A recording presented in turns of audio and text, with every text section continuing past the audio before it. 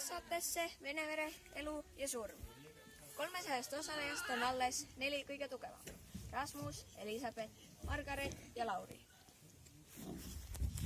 Reeglid, nagu te kõik ilmselt teate, et tapetakse niimoodi, et musipõsele keegi ei tohi näha seda. Ma tulin siia, et võita. Ma hakan alati üks silm lahti. Ma vahetan silmi kell 3 öösel. Ma ei maga kunagi 2 ööd samas kohas. Teised arvavad, see on mäng. See ei ole mäng. See on elu või surm.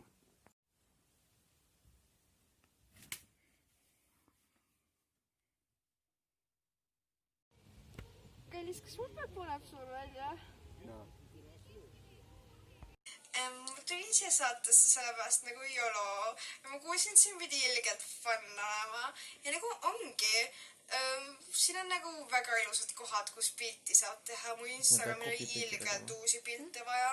Siin nagu kuumad kutid ka. Nagu eriti Rasmus jäi mulle nagu silma. Ja ma nagu ilgelt see pilt ära.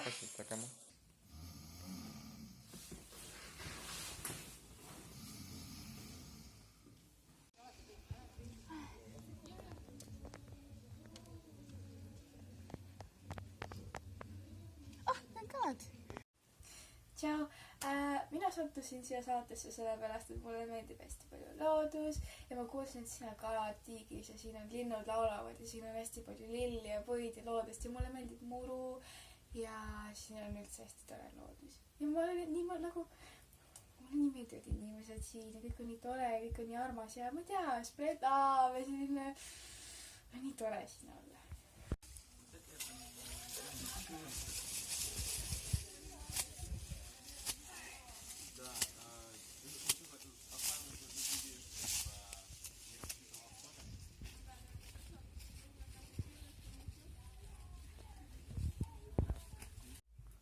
Ma ei tea, mees, ma olen lihtsalt niisama siin.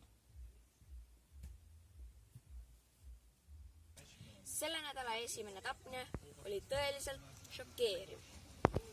Armastab, ei armastab, armastab, ei armastab, armastab, ei armastab, armastab, ei armastab. Kes arvad, et sa oled šauka? See on mehele midagi.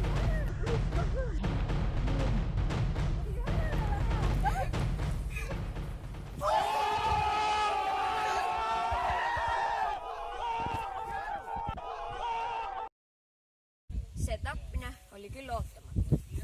Venevere elu ja surm jätkub järgmisel nädalal.